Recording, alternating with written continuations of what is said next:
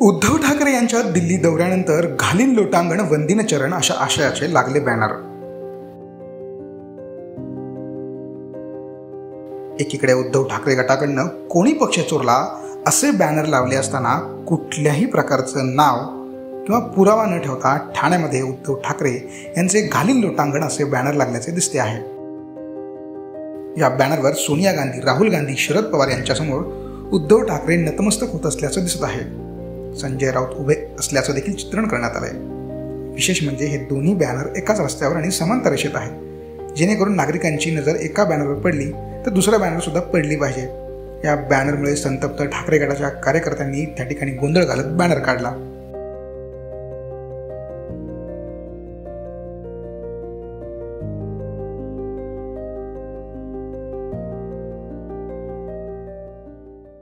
आम्ही महाविकास आघाडीमध्ये आहोत. महाराष्ट्राच्या मुख्यमंत्री पदावर ज्यांना बसवलेलं आहे सध्या, ते लोटांगण घालूनच बसवलेलं आहे ना. ते लोटांगण वीरच आहेत ना. आतापर्यंत गेल्या 60 वर्षात सगळे मुख्यमंत्री म्हणून दिल्लीला गेले नसले तेवढे हे एक मुख्यमंत्री गेले लोटांगण घाल. दिल्लीमध्ये फक्त लोटांगण घालण्यासाठी जात नाही. दिल्ली देशाची राजधानी आहे. छत्रपती शिवाजी महाराज दिल्लीत गेले होते, ते का लोटांगण घालायला गेले होते का? पेशव्यांनी दिल्लीवरती जाऊन स्वारी केली आणि दिल्ली जिंकली होती, ते का लोटांगण घालायला गेले होते का?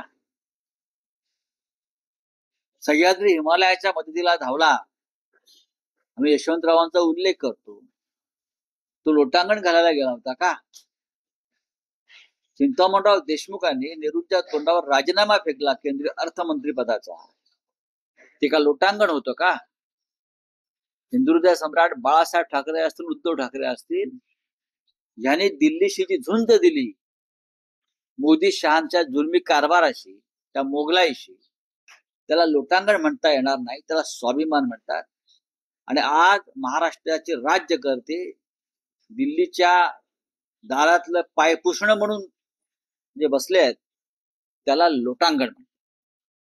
महाराष्ट्राचा इतिहास या लोकांनी समजून घ्यावा. ज्यांनी आमचा पक्ष चोरला, ज्यांनी आमचं चिन्ह चोरलं, ज्यांनी अशा चोऱ्या आणि लांड्या लवाड्या केल्या, त्यांनी आम्हाला राजकारण शिकवू नये दिल्लीचं. तुमच्या आधीपासून आम्ही दिल्लीमध्ये आहोत आणि आम्हाला दिल्ली चांगली माहिती आहे. आणि त्या सोनिया गांधीच्या पाठिंब्यावरच्या सरकारमध्ये आपणही मंत्री होतात महाशय, हे लक्षात घ्या. तुम्ही जर पाहिलं तर लोकसभेमध्ये ज्या पद्धतीने महाराष्ट्रातील जनतेने त्यांचा पराभव केलेला आहे, त्याची भीती त्यांच्या मनात आहे.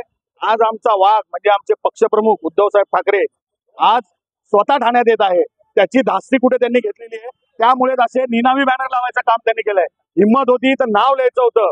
दुसरी गोष्ट, आज ज्या पद्धतीने हा बॅनर लावलेला आहे, एक प्रकारे ठाण्यातील लोकांमधला जो सलोखा आहे तो बिघडवण्याचं काम यांच्याकडनं चालू आहे.